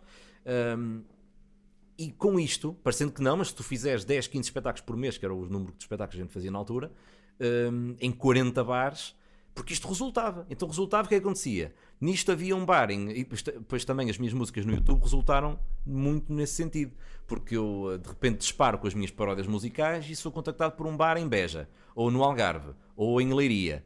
E eu de repente digo, ok, então eu vou à frente, faço o meu espetáculo, o gajo gostou, isto foi muito fixe. Mas os bares, por exemplo, deste exemplo de bares que de facto conseguiam dar-se ao luxo de, apesar de se calhar não conseguirem fazer 150 euros naquela noite, pagarem-te os 150 euros, isso a longo prazo não fez com que esses bares deixassem de querer o stand-up porque estavam a perder dinheiro com aquela noite? Alguns sim, mas depois vinham outros no mesmo sítio, estás a ver? Havia bares e mesmo todo o projeto de comédia é finito. Todo o projeto de comédia é finito. Por muito que tu digas, esta casa está a funcionar mesmo muito bem, o mais certo é daqui por 1 ano ou 2 deixar de resultar tão bem. Ou porque, para já, nós somos muito pouco comediantes conseguem fazer 1 hora sozinhos, e depois tu acabavas. Estas atuações eram 1 hora? Era 1 hora, sim, era entre 1 hora, a gente apontava sempre a 1h15. Normalmente era 1h15 com intervalo. Ok. E era sempre, apontávamos sempre dentro desta janela. E depois, havia bares que não conseguiam, nós não conseguimos, ou porque a malta já está cansada, ou porque já estamos há 2 anos e é melhor não fazer mais. Relativamente ainda a isto dos bares, achas que, portanto, a tua abordagem a tentar crescer dentro do stand-up foi, obviamente, apostar nos bares, sendo que o circuito, se é que podemos dizer que há em Portugal, que eu acho que já começa a haver, claro, mas um circuito como o americano ou o inglês, aí se calhar faz todo o sentido apostar nos bares. Achas que em Portugal essa foi a abordagem correta, olhando para trás? Ou seja, porque em Portugal, um bocado para crescer, pelo menos agora, Sim. a perspectiva é as redes, certo? Certo. Ou seja, tentar conciliar obviamente as duas coisas, porque se quiseres ser stand-up comedian tens de atuar, Sim, não é? não podes ser só youtuber, sim. Claro, mas para crescer e para conseguir ganhar público, achas que essa foi a abordagem correta? Não, para crescer e ganhar público não, até porque faço isto há 10 anos e não sou ainda um gajo super conhecido, tenho números razoáveis, fiz um solo que resultou muito bem mesmo em termos de público, muito mais do que eu estava à espera, mas confesso, isto não é a melhor forma, Agora, na altura, tu tens de escolher se queres, isto é uma conversa que eu tenho eternamente com o Ruben Branco, tens de escolher o que é que tu queres. Se queres ganhar dinheiro e ir fazendo comédia, se queres fazer um percurso mais rápido, se queres fazer um percurso mais sustentado. Por exemplo, eu acho, claro que há dias que eu fico chateado com esta merda e fico, foda-se, anda tudo nisto há tanto tempo e estou farto de ouvir a mesma conversa do não conhecia, gostei, foda-se, mas porque é que não conhecias, estando aqui há tanto tempo. Claro que isto cansa, mas eu tenho a certeza que eu daqui por 10 anos ainda cá estou. Percebes? E se calhar se eu tivesse tido uma ascensão meteórica e fizesse 2 solos do caralho e ao terceiro solo eu já não tivesse bagagem para ele, e começasse a cair, tu vês muita gente que faz isto. Eu estou a fazer assim muito devagar. Por exemplo, eu vou mesmo no meu YouTube, tenho 11 mil subscritores e vai subindo muito devagarinho, depois lanço mais um vídeo e sobe mais um bocadinho e depois não sei o quê, sobe mais um bocadinho. Eu estou a conquistar um público que me é muito fiel, e que já cá está há muito tempo, estás a ver? Agora, nós ainda não temos público suficiente, nem solos suficientes para poder fazer aquele mercado norte-americano de comedy clubs, e agora vamos fazer um solo, agora vens comigo fazer a abertura do meu solo. Nesta altura da pandemia Já tinhas tido o solo em anfiteatros e auditórios, obviamente, mas ainda financeiramente ainda estavas de alguma forma dependente de bares e por alguma razão afetou-te mais este período de pausa? Claro que sim. Este período de pausa afetou toda a gente. De repente passei de ganhar bem para não ganhar nada. É muito mal, é muito mal. Nada, quase nada, porque eu tiro algum do YouTube. Ganho também no meu Patreon, também está a crescer e estou a ganhar algum dinheiro de lá, mas é residual. E é isso, passei de um gajo que ganhava bem, muito bem, para nada. Percebes? Isso é grande merda. Isso é grande merda porque tu aguentas não ganhar nada durante. Estás sempre a tirar do monte. Yeah. E depois, como eu quero produzir, eu tenho um estúdio totalmente montado lá em baixo, pá, com croma, com cenários, com isto, com aquilo, e qualquer cenário que tu queiras, por exemplo, para fazer o plot twist. 2 sofás, 2 roll-ups cinzentos, uma planta, uma luz, não sei o quê. E agora, pá, e para fazer o dia mau também, vou precisar de mais uma câmara. E compra mais uma câmara. Eu desde a pandemia já comprei 2 câmaras, as alfas da Sony, que são até carotas. Comprei softbox, comprei microfones. Estes microfones foram comprados entretanto. Porque eu estava a pensar, olha, fazer diretos, estava a pensar participar em podcast, ter o meu próprio podcast. Então comprei 2 microfones, comprei estes braços, comprei mais não sei o quê, e estou sempre a tirar do monte, estou sempre a gastar dinheiro, agora quero montar o meu cenário para gravar a minha cena das consolas, então vou precisar de mais um móvel do IKEA, vou precisar de mais uma planta e mais umas luzes. Durante o período em que ainda estiveram abertos os bares, ainda conseguiste atuar algumas vezes? O primeiro que eu fiz foi um espetáculo ao vivo, ao ar livre, em Oliveira das Meias. Que eu já tinha essa data feita, era para ter sido feita com o Pedro Neves e com o João Seabra, ao vivo, num festival, não sei o que, aquela cena ao ar livre, lá para a Câmara de Oliveira das Meias. Só que entretanto o gajo ligou-me e disse: pá, tu és o que mora aqui mais perto, vamos readaptar aqui o teu cachê e não sei o que, se queres fazer, vamos arriscar fazer mesmo que tenha pouca gente. E em vez de teres uma plateia tipo malta em pé ou no limite de ter malta sentada, mas uma plateia pá, com 1000 pessoas, de repente deixas de ter 1000 pessoas para ter 40 lugares, estás a ver, à tua frente, com as devidas distâncias e não sei o quê. E foi, ainda por cima choveu. Choveu, só que eu estava com tanta vontade de atuar que eu disse, estava a chover, pá, cancelamos nada, pá, eu precisava de treinar os meus textos, estás a ver? A minha maior dificuldade é tipo, eu preciso de os treinar. Eu precisava mesmo de usar isto como um treino. Entretanto chega um casal, tinha acabado mesmo aí de chover um bocadinho, chega um casal, sempre vai acontecer, já tinha passado para aí 20 minutos da hora previsto, sempre vai acontecer. Eu, vai, olhei para o casal, bom, 2 pessoas, mais 2 da malta da câmara, vocês aí do som também se sentam aqui, somos 6, bora fazer. Porque eu já tinha o dinheiro e já, percebes? Só que eu queria mesmo, pá, atuar. E olha, e atuaste para 6 pessoas então? Foi? E atuei para 6 pessoas. Portanto, acho, pá, é giro. É isso? Sim, entretanto começou a chover a meio do espetáculo e fizemos na mesma até ao fim. Eu perguntei, pá, acabamos? Não, faz mais, bora. E ali a meio, o pessoal ia passando, ia parando, cheguei a ter aí pá, umas 90, 100 pessoas. Depois começa a chover, uns vão abandonando, mas ainda acabamos com umas 50, 40, 50. Olha, então começar com 6 para até sim, 50 não foi, é fixe. Acabou por ser giro. Depois fiz um bar, fiz 2 bares que o Xará me arranjou. Fiz um em Penafiel que era o Vaticano Parque, não é? O Vaticano Parque em Penafiel, e fiz em Gondomar também um bar esplanada. Foi isso. Pá, depois sempre um ou outro espetáculo que eu também fiz, mas foi, estava a pensar agora em setembro isto voltar em força, mas não voltamos em força. Não voltamos nada em força. Em cada episódio nós há uma rubrica que é uma pergunta que basicamente faço sempre a todos os convidados, que é como é que conheceste o Ricardo Araújo Pereira? Porque aparentemente toda a gente tem uma boa história. Como é que conheceste o Ricardo Araújo Pereira? Eu não tenho. O Ricardo Araújo Pereira é o gajo que eu mais queria conhecer no mundo da comédia. Era um gajo que se não fôssemos ambos comediantes, acho que se o conhecesse no cotidiano, acho que me ia dar super bem com ele. Ele é aquele tipo de pessoas, para já, super gostável, super interessante, ele parece que faz batota socialmente, não é? Porque ele é aquele gajo que toda a gente gosta.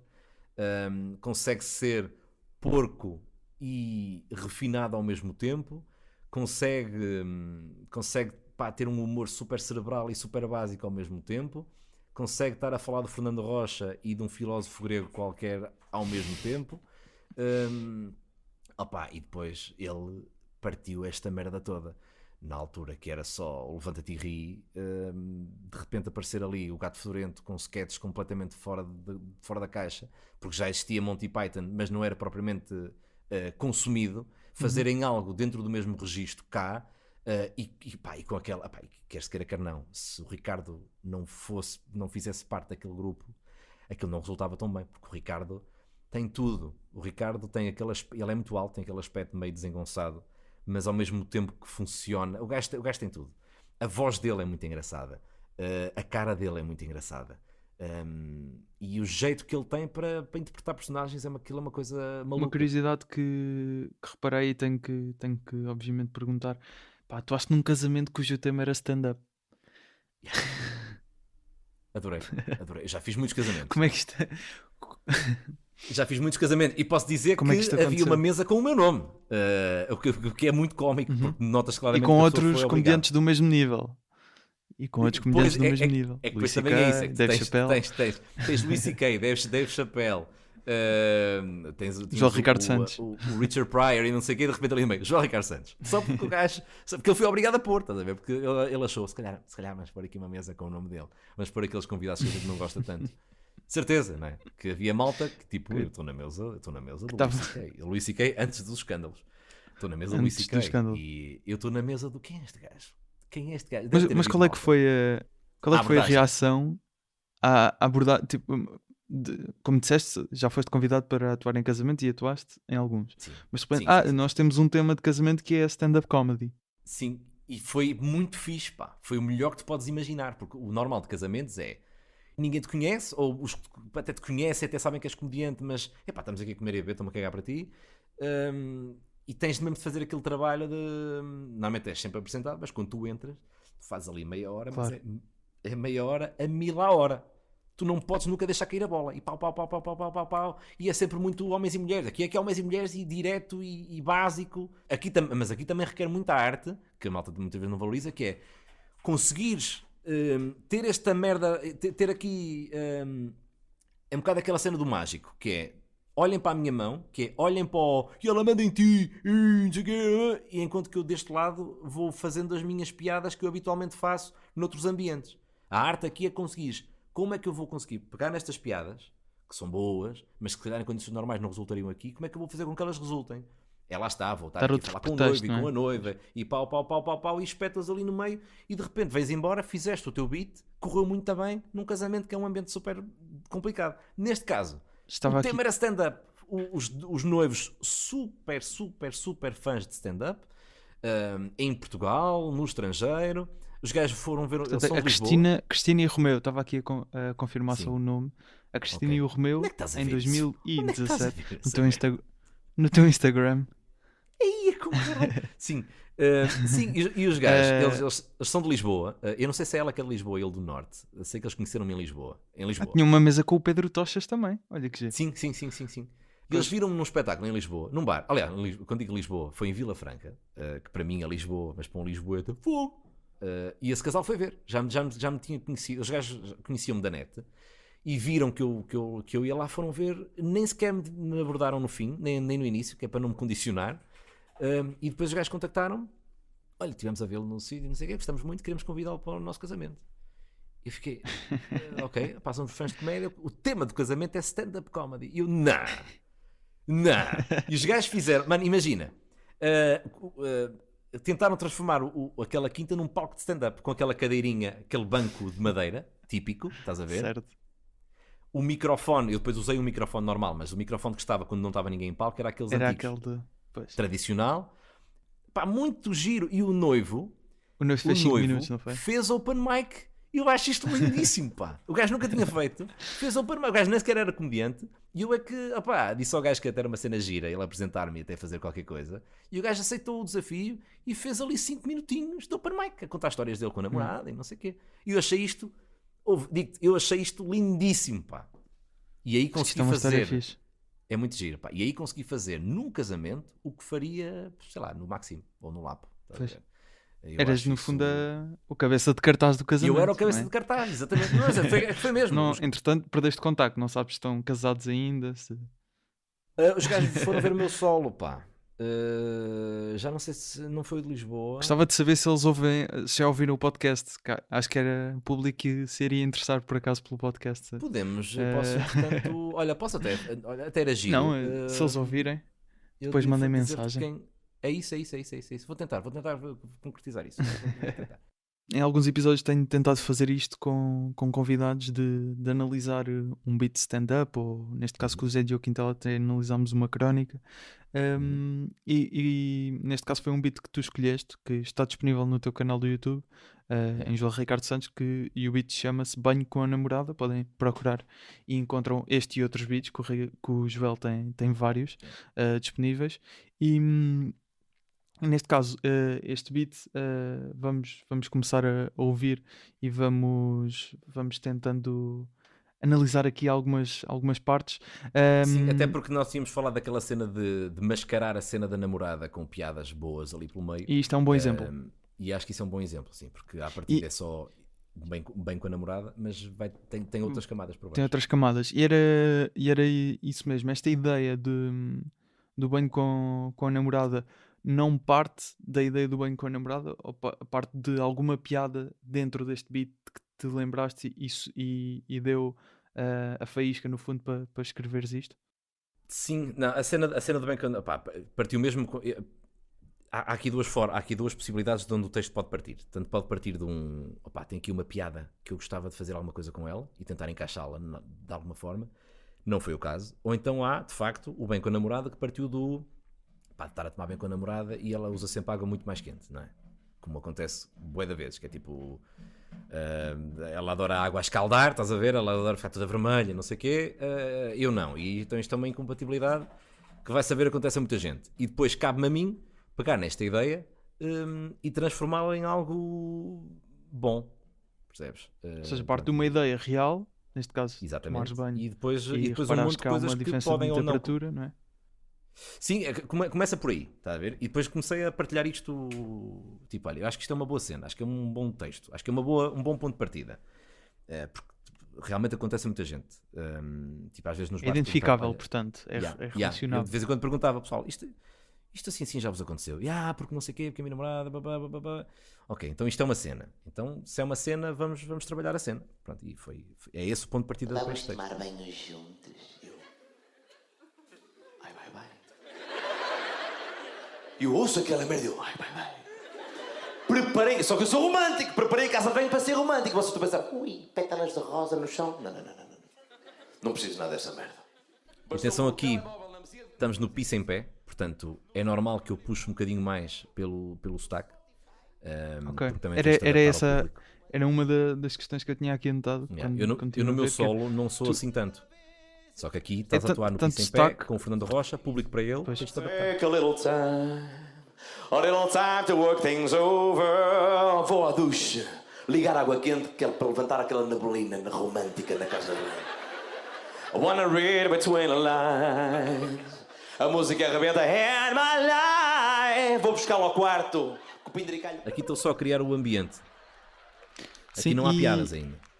Só Certo. que eu estou a E criar aqui um é- ambiente com tanto entusiasmo que a malta está completamente dentro da cena. Estás a ver? Quanto mais tu criares a dificuldade de stand-up, e uma das coisas, uma das regras no de fundo é stand-up pintar o quadro, não é? pintares É o isto que cenário, está- exatamente. É fazeres uma peça de teatro sem qualquer tipo de cenário. E eu acho que neste momento, da forma que eu estou a explicar, toda a gente está a imaginar o ambiente. Há uma música a tocar e eu estou e da maneira como eu estou entusiasmado a cantar a música é uma forma de mimicar a forma como eu estou entusiasmadíssimo em tomar bem com a minha namorada. Portanto, estou a criar aqui um balão. Estou a encher um balão. A música arrebenta to change this lonely life. I wanna know what love is. E diz-me ela: beija-me. Só que ela tinha tanta água na cara que eu não sabia se havia de beijar ou a tirar uma moeda e pedir um desejo. Eu não sabia. Tipo, repara que mudei completamente o registro. Ela tinha tanta água na cara que eu não sabia se devia dar um beijo ou tirar uma moeda e pedir um desejo. Isto é completamente fora. Isto foi a punch que te fez perceber tipo, qual é que era o caminho? Ou... A punch veio depois. Veio depois. Tipo... Ou seja, estou aqui com este tema. Eu faço quase sempre isto. Tipo, tem aqui este tema. Às vezes é lembrei-me de uma piada e construo à volta. Aqui foi ao contrário. Lembrei-me da situação, da cena do banho com a namorada, coisas que eu observei a tomar bem com a minha namorada. E agora como é que eu preencho isto? Por exemplo, chegas àquela parte do ok, ela está com água na cara, pede para lhe dar um beijo.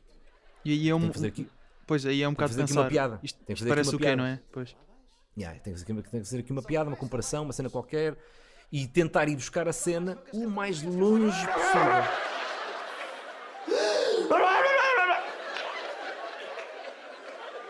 E ela não se queixa. Ela olha, como o meu ex-namorado era melhor.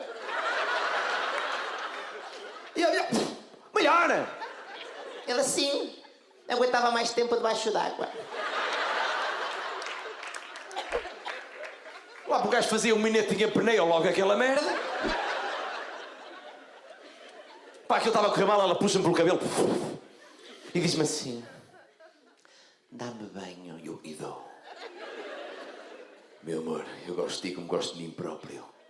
Vou dar bem a ti como se desse bem a mim próprio. Vais sair daqui a brilhar, caralho, aqui. Pego nela, pego no meu shampoo de confiança. Clinique, anti-caspa, 70% de oferta. Ela, não é essa. Vais ver que é bom, anda aqui. Ai, não é, foda-se, dá para o Ronaldo, não dá para ti, cara, anda aqui. Aliás, este texto não tem punch. Não tem final. Não tem punch final. Este texto ainda está inscrito. Isto ainda está inscrito. Ok, não sabia. Achava que já estava fechado por estar aqui. Não. Aliás, posso dizer que, spoiler, este texto vai para o meu próximo solo. Mas não vai ser exatamente como está aqui. Estou a escrevê-lo ainda. Estás a ver? Não te vou perguntar as alterações, apesar de não me apetecer pergunto. muito, mas, mas sim, Dizer. claro. E depois lá está, lava o corpo. E começa, pá, pega no gel de banho, eu não sei do mesmo sítio, estava ali. Você a pensar, estavas a gostar, mas eu estava a pensar. Porque eu disse, eu sou romântico. E eu pensei, como é que eu vou manter o romantismo quando eu lhe for lavar o cu?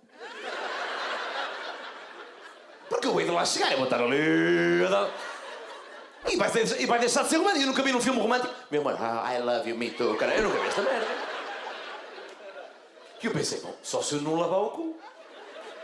Mas eu pensei, calma, o que é que eu lhe disse há bocado? Vou-te lavar a ti como se lavasse a mim próprio. Se eu não lavar o cu a ela, vai pensar que eu também não lavo o meu.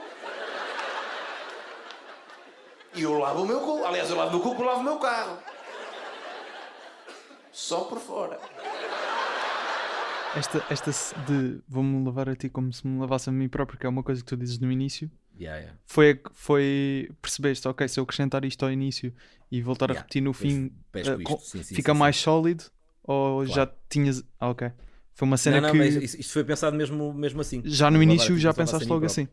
Não, Ok. quer dizer, pensei assim não no início do texto, pensei assim quando eu comecei a fazer esta parte. Eu pensei nessa cena do lavar, vou-te lavar a ti como se lavasse a mim. Para justificar no fundo. Como é que isso surgiu? Sim, é um bocado aquela cena do... Sim, eu gosto de ti como gosto de mim próprio. Portanto, eu quero lavá-la a ela como se me lavasse a mim próprio. Estás a ver? E puxei isso para o início. Sabes? Sim, claro. Meu amor, eu amo-te, eu gosto de ti como gosto de mim próprio. Vou-te lavar a ti como se lavasse a mim próprio. E sigo. É uma cena que ficou para poder precisamente usá-la aqui. Depois repetir, claro. Mas inicialmente, eu pensei nisto inicialmente aqui nesta fase. E depois acrescentei ao início. E depois acrescentaste ao início, exato. Era isso. Isto são piadas que são boas, só que depois tu metes isto dentro da cena do estava com a minha namorada e... para ser mais... Para criar aqui um cenário mais verosímil, mais próximo. Um cenário que pode ser usado tanto num teatro, num coliseu, numa gala, como pode ser usado num bar e resulta na mesma. Eu gosto muito de ter essa elasticidade. Gosto mesmo muito. Acho que sou um bom artista por ser assim. O teu solo estava lá e vi, está neste momento a edição, estás a pensar em lançá-lo no YouTube, via Patreon, coisas desse género? Como é que estás a pensar fazer? Não sei ainda. Não sei ainda se vai só para o YouTube, se sai em televisão primeiro e depois vai para o YouTube. Em televisão? Talvez. Ok. Estamos a tentar. Já houve vários. Estamos a tentar trabalhar nesse sentido, ainda não sabemos o que é que vamos fazer ainda com ele. Ele já era para ter saído pelo menos há um ano. E aí era para ter saído no YouTube? Era para...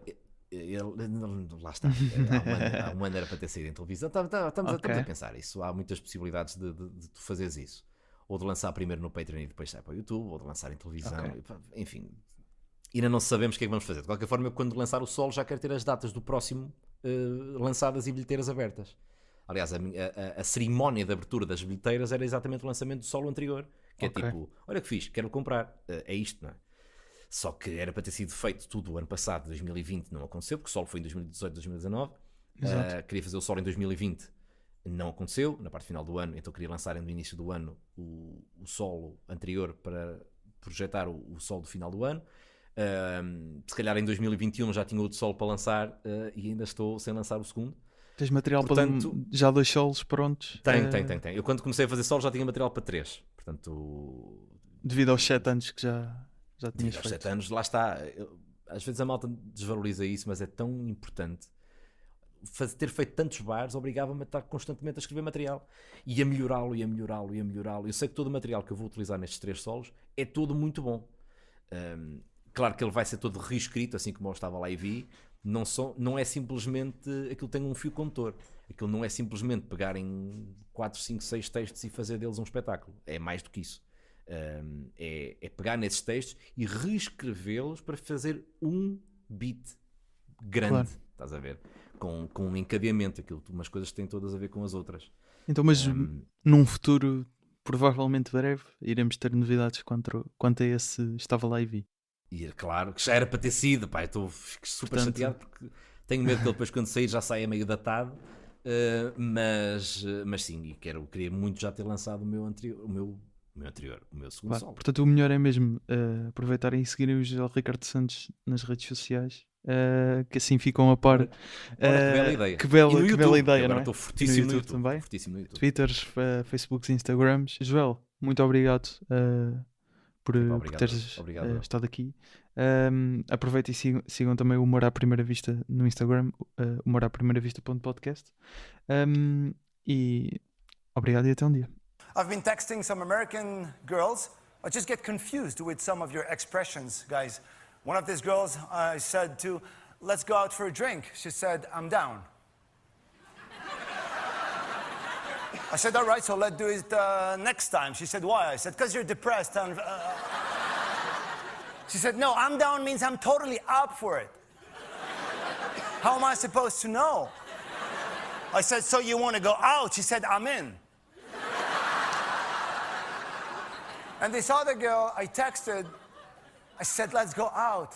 She said, would be dope. Did you know this one? I don't know. So I asked my best friend, he's American, what does it mean? Would be dope. He said, it means she's too young. Espero que tenhas gostado. Podes acompanhar o trabalho do Joel Ricardo Santos nas redes sociais. Basta procurar Joel Ricardo Santos e podes acompanhar o meu trabalho no Instagram em @humoraprimeiravista.podcast ou em Gustavo Rito Carvalho. O Humor à Primeira Vista é um podcast da ESCS FM, a rádio da Escola Superior de Comunicação Social e do Jornal Expresso. A produção, edição e pós-produção de áudio é feita por mim, Gustavo Carvalho. Jingles e genéricos são do Ruben de Freitas e do Luís Batista.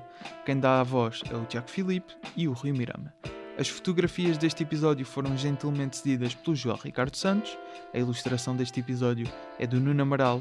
O logótipo foi também feito pelo Nuno Amaral e pela Vanessa Garcia. Protesto a ti e aos outros durante este novo confinamento. Obrigado por ouvires este episódio. Eu continuarei a estar por aqui quinzenalmente às quintas. Até um dia.